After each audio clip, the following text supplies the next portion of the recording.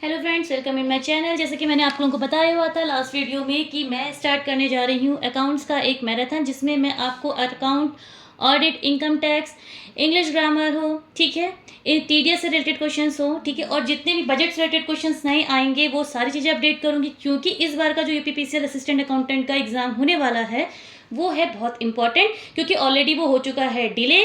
तो हो सकता है कि क्वेश्चंस, और जो मैं आपके साथ क्वेश्चन डिस्कस कर रही हूँ वो लास्ट प्रीवियस ईयर्स में आपके क्वेश्चंस पूछे गए हैं एंड रैंडमली वो क्वेश्चंस पूछे जा रहे हैं। तो हम बिना टाइम वेस्ट किए बढ़ते हैं अपनी वीडियो में आगे। पहला क्वेश्चन जो है हमारा कहता है कि income tax is taxable under the head of salaries relationship only if there exist between a payer and pay. Simple सी बात है, सैलरी कौन पे करता है? एम्प्लॉयर पे करता है, और रिसीव कौन करता है? एम्प्लॉय पे रिसीव करता है। तो आंसर मैंने जो है अपने क्वेश्चन में ही बता दिया आपको।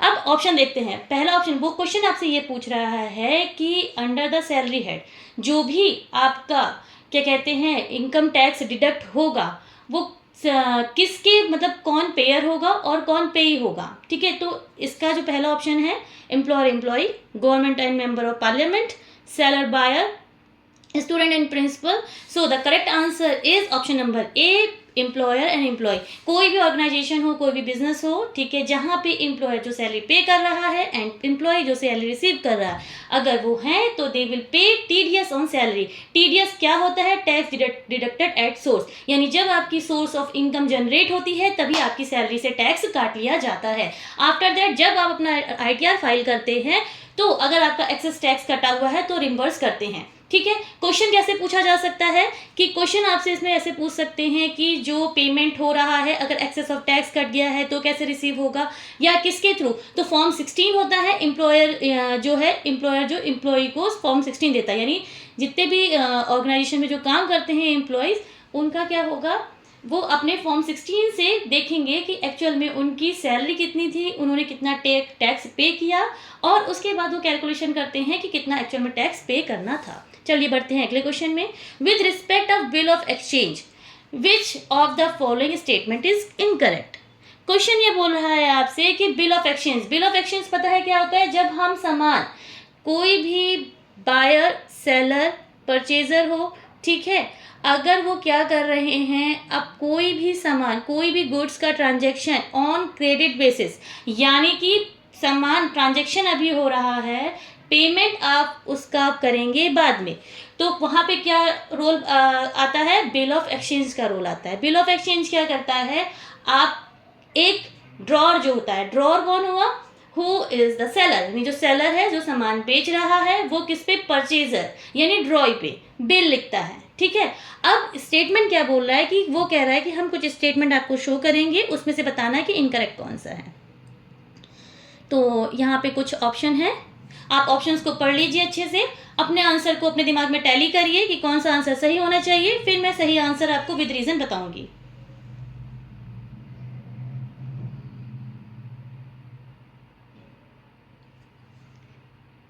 अब जो करेक्ट आंसर है, तो correct answer is the option number D, the drawer and the payee can never be the same. Simple सी बात है, ड्रॉर और पे कभी भी एक इंसान नहीं हो सकता है। क्यों? क्योंकि ड्रॉर वो होता है सेलर, जो कि जिसने सामान बेचा है, ठीक है, जो अपने गुड्स को बेच रहा है, किसको? परचेजर को। परचेजर पे भी हो सकता है, and if the purchaser draw endorse a bill to anyone, ठीक है, मान लीजिए मिस्टर एक्स ने सामान बेचा मिस्टर वाई को, एंड मिस्टर वाई को मिस्टर जेड को कोई पेमेंट करना था, तो उस बिल को मिस्टर वाई ने मिस्टर जेड को इंडोर्स कर दिया, तो मिस्टर जेड यहाँ पे पे हो जाएंगे। तो आपका कभी भी ड्रॉर और पे कभी भी सेम पर्सन नहीं होगा। आंसर आपको समझ में आ गया। बिल ऑफ एक्सचेंज मैंने आपको पढ़ा रखा है, ठीक है, बिल ऑफ एक्सचेंज से रिलेटेड कुछ रूल्स भी हैं, वो भी समझा रखे हैं। कोई भी आपको डाउट होता है प्लीज मेरे से कमेंट सेक्शन में पूछ सकते हैं। आगे बढ़ते हैं नेक्स्ट क्वेश्चन पे। With respect to the concept of bank reconciliation, मैं आप लोगों को पहले भी बता चुकी हूँ, bank reconciliation statement is the most important topic, क्योंकि उसमें ज्यादातर कंफ्यूज करने वाले क्वेश्चंस बनते हैं, और जो एंट्री हमें ऐड करनी है वो एंट्री हम सब्ट्रैक्ट में डाल देते हैं, उसको डिडक्ट कर देते हैं। तो इसको आपको मैंने एक बार चार्ट बताया था, उसको अपने माइंड में एकदम क्लियर रखिएगा, ठीक है। तो बढ़ते हैं, विद रिस्पेक्ट और to the concept of the bank reconciliation statement, which of the following statement is correct. Option पे आते हैं. BRS is the process of the reconciling the cash column of the cash book and the bank column of the cash book. Option number B, there are three types of differences between the cash passbook and namely timing, transaction and error. Overcasting of the debit side of the cash book is an example of the difference that is due to timing, and the debit balance in cash book is the same as overdraft as per passbook. अब question क्या कह रहा है, उसने बोला कि question ये हमसे बोल रहा है कि bank reconciliation statement is following is correct. तो आपका करेक्ट आंसर है option number B, three types of error जो कि हम गड़बड़ करते हैं. वो करते हैं क्या कि तीन डिफरेंसेस होते हैं between the cash and the passbook and namely the timing, transaction and error. कोई भी ट्रांजैक्शन कर रहे हैं, सपोज मैंने आपको एक एंट्री बताई थी कि cheque paid but not presented, तो आपने क्या कर दिया, अपनी कैश बुक से उस चेक को कर दिया डिडक्ट, उस अमाउंट को, मानिए 10,000 का अमाउंट था उसको कर दिया डिडक्ट, लेकिन आपके बैंक अकाउंट से नहीं डिडक्ट हुआ है, तो वो रिफ्लेक्ट करेगी, एक्सेस दिखाएगी. सेम उसी कंडीशन में अगर आपने किसी का चेक रिसीव्ड किया है, ठीक है, और अभी तक आपने उसको अकाउंट में डिपॉजिट नहीं किया है, तो आपने तो अपनी कैश बुक तो बढ़ा दी 10,000 रुपये से, मान ली 10,000 रुपये का चेक मिस्टर एक्स ने मिस्टर वाई को दिया था. अब मिस्टर वाई ने क्या किया, उसको अपने पास रखे रहे, कैश बुक में दिखा दिया, लेकिन चेक बैंक में लगाया नहीं, तो उनके बैंक का क्या हुआ, रिफ्लेक्ट हुआ. ठीक है, तो यहाँ पे क्या करते हैं कि तीन टाइप के डिफरेंसेस होते हैं, cash passbook, cash book and passbook, namely timing and transaction and error. आगे बढ़ते हैं. Gift to an employee by an employer where the value of the gift is below shall be treated as tax free perquisite. Simple सी बात है, कोई भी gift as per income tax act, simple देखो, बहुत ध्यान से इस बात को सुनिएगा, इनकम टैक्स एक्ट के अकॉर्डिंग कोई भी गिफ्ट अगर एम्प्लॉयर एम्प्लॉय को गिफ्ट दे रहा है तो वो गिफ्ट कब तक टैक्स फ्री है, वो अमाउंट कितनी होनी चाहिए. अमाउंट देखते हैं, 1,00,000 रुपये, 5,000 रुपये, 50,000 रुपये, 25,000 रुपये. तो as per income tax act कहता है, भैया बात सुनिए मेरे ध्यान से, अगर कोई भी एम्प्लॉयर किसी एम्प्लॉय को गिफ्ट दे रहा है उसकी अमाउंट कितनी होनी चाहिए. The correct answer is option number B, 5,000. अगर 5,000 से ऊपर आपका जाता है कैश परक्यूजिट, यानी कि अगर आपका गिफ्ट की वैल्यू 5,000 से ऊपर जा रही है तो वो गिफ्ट आपका एज पर इनकम टैक्स आपकी टैक्सेबल इनकम में ऐड होगा, आप उसको टैक्स फ्री नहीं कर सकते हैं. ठीक है, वैसे अभी जैसे कुछ लोगों के दिमाग में क्वेश्चन आएगा कि शादी में मिला हुआ जो गिफ्ट होते हैं, कैश होते हैं, वो हमेशा याद रखिएगा टैक्स फ्री रहते हैं. ठीक है, आगे बात करते हैं हम. ₹500 paid for a rent is debited to landlord's account for the above error, what is the rectification entry. Entry क्या कर दी है उन्होंने कि 500 रुपये पे किए हैं, डेबिट किसको कर दिया, लैंडलॉर्ड अकाउंट को डेबिट कर दिया. ठीक है, तो for the above error what is the rectification entry क्या होनी चाहिए. Option number A, rent account debit to landlord personal account credit, या landlord's personal account debit to rent account debit to bank account 1,000, rent account debit to bank account 500 and rent account debit 1,000 to landlord personal account 1,000. आगे हम बात करते हैं, इसकी आपने entry समझ ली, दिमाग में बना ली, तो इसके जानते हैं करेक्ट एंट्री. इसकी करेक्ट एंट्री होगी rent account debit 500 to cash and bank 500. ठीक है, नेक्स्ट क्वेश्चन पे बात करते हैं. Which of the following statement is correct. कौन सी वो स्टेटमेंट है जो करेक्ट है. इस करेक्ट स्टेटमेंट देख लेते हैं, मैं आपको सारी स्टेटमेंट दिखा देती हूँ. 4 स्टेटमेंट है. Administrative expenses are apportioned among the various department on the basis of the purchase value of each department. Administrative expenses are among the various department on the basis of the sales value of each department. Administrative expenses are the among various departments on the basis of the value of assets of each department, and among various department on the basis in the time spent by employees in each department. Questions को ध्यान से देखिएगा, question के option को ध्यान से देखिएगा। Question कह रहा है कि इनमें से कौन सा स्टेटमेंट करेक्ट है।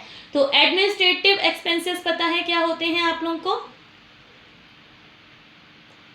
किसी भी ऑर्गेनाइजेशन में कोई भी बिजनेस रनिंग है, कोई भी मैन्युफैक्चरिंग वर्क हो रहा है, कहीं भी फैक्ट्री वर्क है, ठीक है, कोई भी ऑफिस है, यानी कि सिंपल सी बात है, बिजनेस रनिंग ऑर्गेनाइजेशन है, अगर वहाँ पे एडमिनिस्ट्रेटिव एक्सपेंसेस हैं तो वहाँ पे आपके एडमिनिस्ट्रेशन के अंदर office expenses, salary, rent, office से रिलेटेड जितनी भी चीज़ें होंगी वो सारी चीज़ें आएंगी।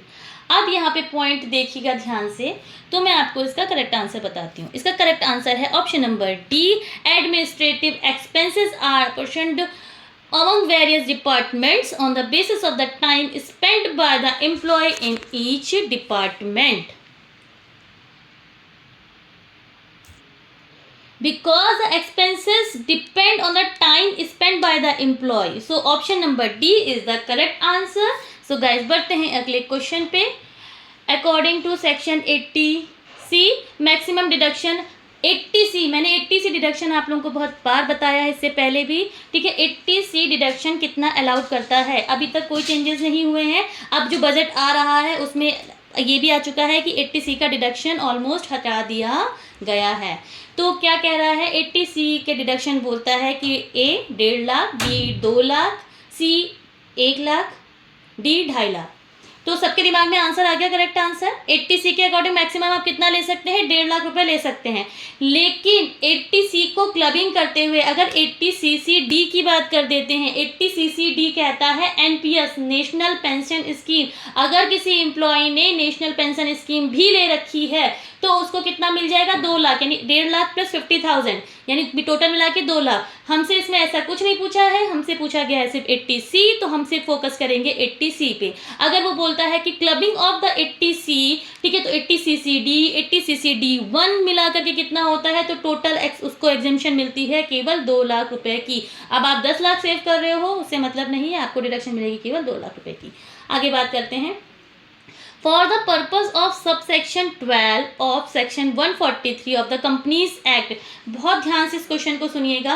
क्वेश्चन कह रहा है कि for the purpose of subsection 12 of the section 143 of the Companies Act 2013, in the case of the auditor has sufficient reason to believe that on the offence involving fraud is being or has been committed against the company by the officer or the employees of the company, he shall report the matter to the central government immediately, but not later than on his knowledge and after following the necessary procedure. ये वो question है guys जो exam में पूछे जा चुके हैं और रैंडमली ये क्वेश्चंस पूछे जाते हैं। मैंने इसीलिए स्पेशली उसी से रिलेटेड, यानी इन टॉपिक से रिलेटेड क्वेश्चंस ही बनाए हैं आप लोगों के लिए, क्योंकि इस टाइप के क्वेश्चंस एग्जाम में आए हैं और आते रहे हैं। तो क्वेश्चन को इसीलिए ध्यान से देखिएगा, ठीक है। तो आगे बढ़ते हैं। कितने दिनों के अंदर बताना ज़रूरी है, अगर किसी भी तरह का फ्रॉड हुआ है कंपनी में तो कितने दिनों के अंदर बताना ज़रूरी है for the central government. MCA आपको पता है, मिनिस्ट्री कॉर्पोरेशन अफेयर्स के क्या बोलता है कि आपको जितनी भी कंपनी बनती हैं वो एमसीए के अंडर रजिस्टर्ड होती हैं, ठीक है। अगर कोई भी फ्रॉड हुआ है कंपनी में तो आपको विद इन अ डेज, मतलब कितने दिनों के अंदर आपको सेंट्रल गवर्नमेंट को ये चीज़ बतानी है। आगे बात करते हैं। 60 डेज है, 90 डेज है, 80 डेज है एंड 70 डेज है। तो करेक्ट आंसर की अगर हम बात करी जाए तो इसका करेक्ट आंसर है ऑप्शन नंबर ए, 60 डेज, ठीक है। 60 डेज 60 दिनों के अंदर हमें इन्फॉर्म करना है हर हाल में। For the assessment year 2023-24 section 192A provides for the deduction of tax at the rate of dash on the premature taxable withdrawal from the employees provident. आप लोगों को पता है एम्प्लॉय प्रोविडेंट फंड से हम विड्रॉल कर सकते हैं।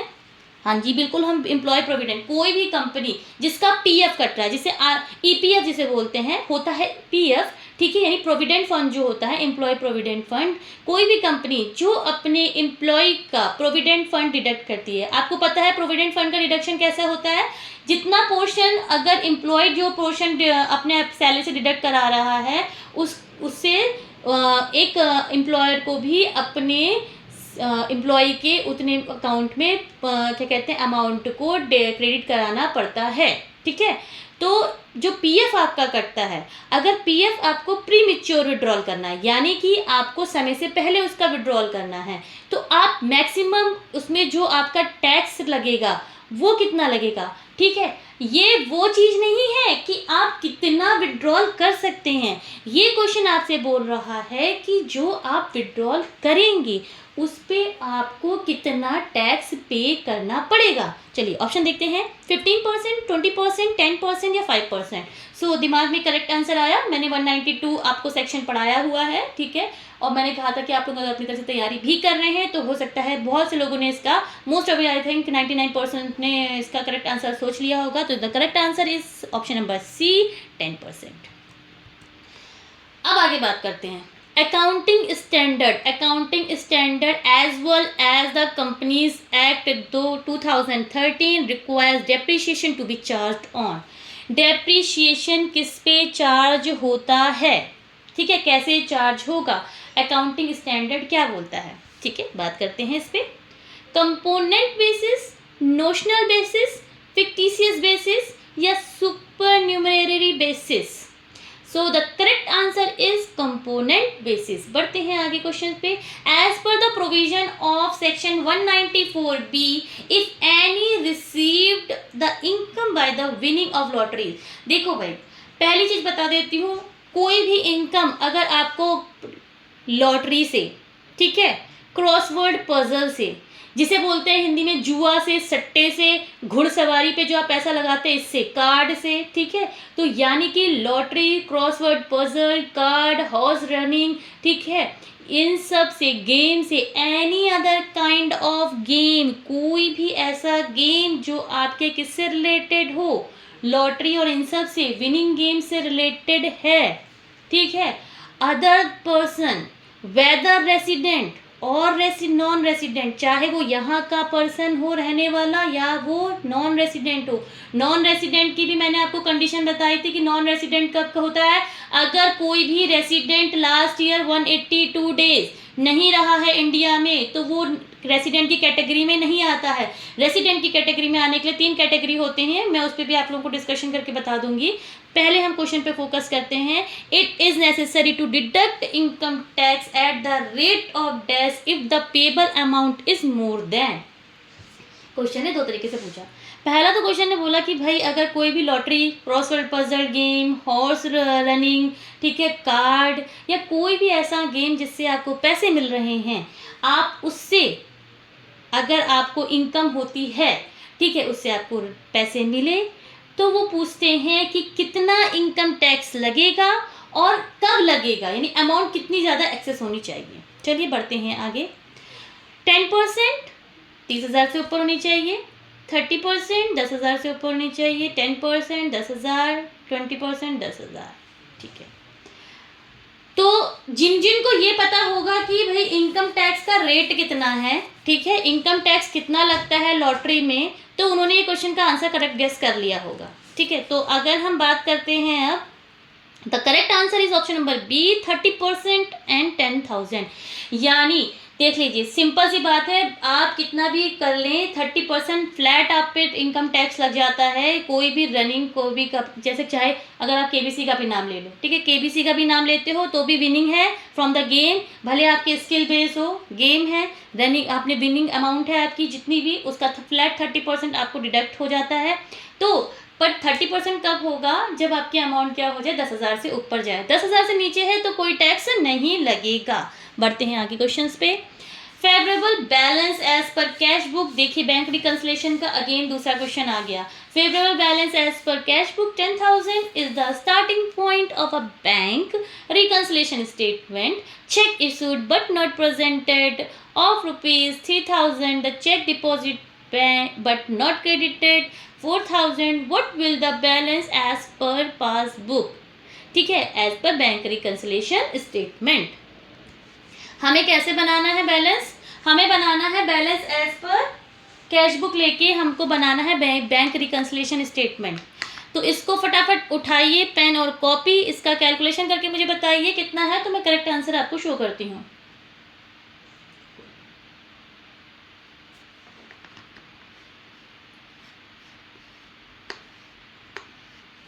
ऑप्शन देख लेते हैं।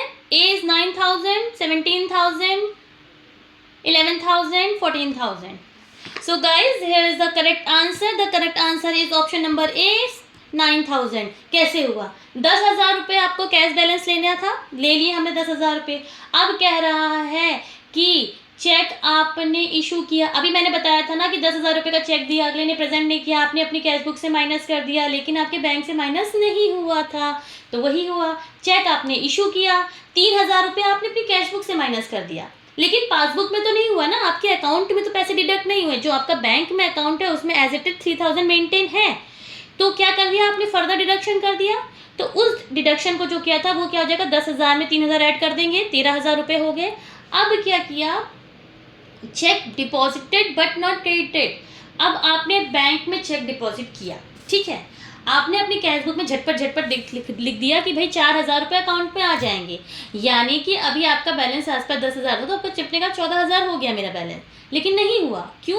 कोई भी रीज़न हो, सामने वाले के अकाउंट में पैसे ना हो, उसने चेक स्टॉप पेमेंट करा दी हो, वट एवर द रीज़न, हमें उससे मतलब नहीं है। हमने क्या किया, अपनी कैश बुक में 4,000 रुपये एक्स्ट्रा दिखाए थे। अब हम क्या करेंगे, 13,000 हुए थे, 13,000 में से 4,000 माइनस कर दो, कितना बचा आपके पास, 9,000। तो 9,000 क्या हुआ, 9,000 रुपये आपके एग्जैक्ट बैलेंस आया as per your cash book and as per your passbook. आपकी कैश बुक और पासबुक दोनों टैली होनी चाहिए। मैंने आप लोगों को पहले ही बताया है गाइस कि जो भी बैंक रिकंसिलिएशन स्टेटमेंट आप बनाते हैं, पासबुक कैश बुक कहीं बैंक में नहीं होती, कैश बुक आपके पास होती है जिसमें आप डेली का अपना ट्रांजेक्शन लिखते हैं, एंड पासबुक या बैंक स्टेटमेंट जब आप मंथली अपनी पासबुक को प्रिंट कराते हैं, आप अपना बैंक स्टेटमेंट लेके आते हैं, तो आप टैली करते हैं कि अच्छा ये चेक मैंने इशू किए थे, ये चेक मेरे अभी तक अकाउंट्स पैसे नहीं कटे हैं, ठीक है, और ये चेक मैंने डिपॉजिट किए थे, इनका फंड मेरे अकाउंट में अभी तक नहीं आया है। तो उसको टैली करके आपके जो एग्जैक्ट बैलेंस आता है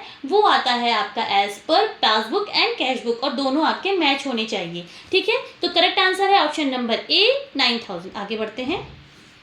word audit is derived from the Latin word Adair which means, देखो ऑडिट से रिलेटेड क्वेश्चन ऐसे आ सकते हैं कि सेक्शन बेस्ड आ सकते हैं, ठीक है, और ऑडिटर से रिलेटेड आ सकते हैं कि ऑडिटर को नया ऑडिटर कब अपॉइंट करना होगा, एनुअल जनरल मीटिंग से रिलेटेड क्वेश्चन आ सकते हैं।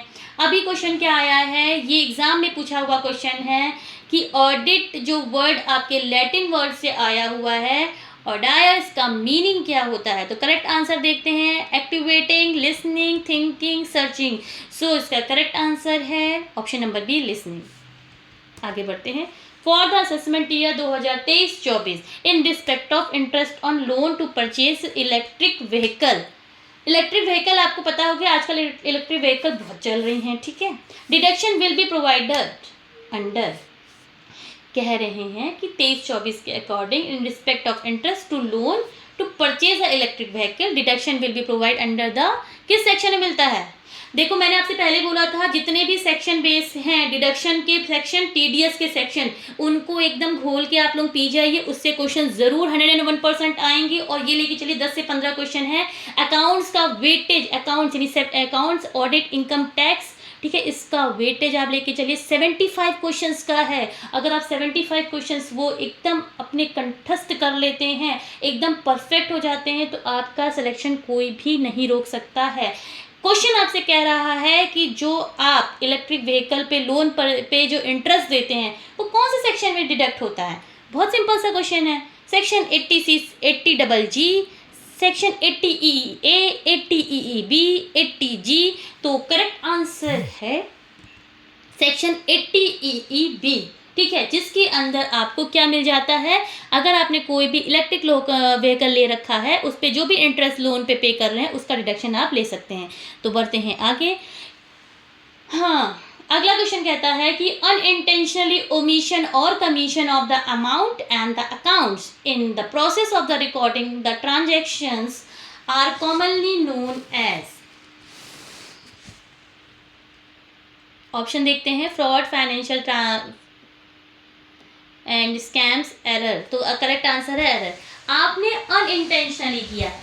अनइंटेंशनली मतलब मैंने आपको बताया था कि कुछ 4 तरीके की एरर होती है, error of commission, error of omission, error of principal.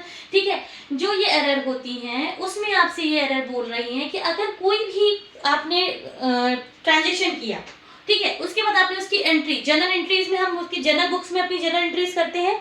जब जर्नल बुक में आप एंट्रीज कर रहे थे तो आपसे अनइंटेंशनली मतलब आपने जानबूझकर नहीं, गलती से आपसे हुआ, तो वो किसी भी तरीके का फ्रॉड या कुछ भी क्राइम नहीं कहलाएगा। This is called a simple error. तो option number D is the your correct answer. आगे बढ़ते हैं। Purchase of a computer is recorded as an office as expenses. अच्छा, परचेज ऑफ कंप्यूटर आपने क्या दिखा दिया है, एक ऑफिस एक्सपेंसेस दिखा दिया। द रिगार्डेड एज एन, ये कौन सी एरर है, कंपनसेटिंग एरर है, एरर ऑफ ओमिशन है, एरर ऑफ कमीशन है, या एरर ऑफ प्रिंसिपल है। ध्यान दीजिएगा इस बात पे, भाई परचेज ऑफ कंप्यूटर है, कंप्यूटर मेरी क्या कहलाएगी, मेरी ऑर्गेनाइजेशन के लिए, कंप्यूटर मेरी ऑर्गेनाइजेशन के लिए एसेट्स कहलाएगी। आपने उसको क्या दिखा दिया, एक्सपेंसेस दिखा दिया। ठीक है, एक्सपेंसेस दिखा के आपने ऑफिस एक्सपेंसेस दिखा के उसकी जर्नल एंट्री कर दी। क्या वो एंट्री सही थी? नहीं। तो ये क्या कहलाएगी, error of principle. The option number D is the correct answer. जहां पे आप उसकी रूल्स को ही गलत कर दें तो वो this is called your error of principle. आगे बढ़ते हैं। As per the provision of the companies act 2013 except in the case of insurance company, banking company, company engaged in generation of supply of electricity, balance sheet is required to prepared as per form set off। देखो, company act के according आपकी जो भी balance sheet बननी चाहिए उसके format होते हैं। ठीक है, उसी के अकॉर्डिंग आपको बैलेंस शीट बनानी पड़ती है। हम नॉर्मल अकाउंटिंग में नहीं जाएंगे कि जो टैली पे अकाउंटिंग होती है, ठीक है, बैलेंस शीट ऐसे बना दी वैसे बना दी, नहीं। जब हम कंपनी के अकॉर्डिंग, जब हम अपना कंपनी का आईटीआर फाइल करते हैं, ठीक है, और जब उसकी हम बैलेंस शीट बनाते हैं, क्योंकि अगर आपको ध्यान हो, ठीक है, अगर आपको इस बारे में बात पता हो, this is a practical knowledge about the company. अगर आप कंपनी का आईटीआर फाइल कर रहे हैं तो जो बैलेंस शीट आप अपलोड करेंगे वो कंपनीज एक्ट के अकॉर्डिंग जो उसका फॉर्मेट है उसी में ही आपको अपलोड करनी पड़ती है। तो वो कह रहा है क्वेश्चन मेरे से क्या, कि जो कंपनीज एक्ट के अकॉर्डिंग अगर आप supply of electricity in generation कुछ भी आप कर रहे हैं तो बैलेंस शीट का कौन सा फॉर्मेट, सेट कौन सा लगेगा। तो बात करते हैं ऑप्शन पे, part 2 of the schedule 3rd, part 2 and schedule 2, part of the schedule 3rd, part 1 of schedule 2। तो the correct answer is option number C, part of schedule 3rd। Part of schedule 3rd के according आपको क्या बनानी पड़ती है, company को अपनी balance sheet बनानी पड़ती है। आगे बात करते हैं। सो गाइस, ये थे कुछ इंपॉर्टेंट क्वेश्चंस। ऐसे अभी अकाउंट्स में अभी मैंने मिक्स करके क्वेश्चंस बनाए हैं and the next video I will upload for you in English grammar. तो इंग्लिश ग्रामर में जितने भी आपने अभी तक रूल पढ़े हैं उन सब को अच्छे से रिकॉल कर लीजिएगा, क्योंकि मैं उसमें आपके क्वेश्चन बेस बनाऊंगी। मैं आपको बताऊंगी कि कहाँ पे आपको कौन सी एरर है, या फिलर्स अगर यूज़ करने हैं तो फिलर्स कैसे यूज़ करने हैं, ठीक है, डायरेक्ट इनडायरेक्ट कैसे होना है, एक्टिव पैसिव कैसे होना है, इससे रिलेटेड क्वेश्चंस होंगे। ठीक है, एंड अगर आपको कॉन्सेप्ट पढ़ना है अकाउंटिंग का तो लिंक आपको इस वीडियो के लिंक में मैंने ईपीएफओ की कुछ क्लासेस स्टार्ट की है जिसमें मैं डिटेल में अकाउंट्स पढ़ा रही हूँ। आप उससे अपने अकाउंट्स के कॉन्सेप्ट क्लियर कर सकते हैं। And if you have any doubt regarding any topic, आपको कोई टॉपिक समझ में नहीं आ रहा है, आपको किसी टॉपिक पे रिलेटेड क्वेश्चंस है या आपको उसका कॉन्सेप्ट ही क्लियर नहीं हो रहा है, तो आप मेरे से कमेंट सेक्शन में वो टॉपिक लिख के बता सकते हैं। मैं नेक्स्ट वीडियो में definitely I will try to cover that topic. ठीक है, और कोई भी डाउट होता है इस वीडियो में इस क्वेश्चन से रिलेटेड तो आप मेरे से कमेंट सेक्शन में आप पूछ सकते हैं। एंड आपको अगर मेरा वीडियो अच्छा लग रहा है, नॉलेजेबल लग रहा है, and it's helpful for your preparation, so मेरे चैनल को प्लीज़ लाइक करिएगा, शेयर करिएगा एंड सब्सक्राइब करिएगा। जितने लोगों को सबको बांट दीजिएगा। Okay, bye bye guys.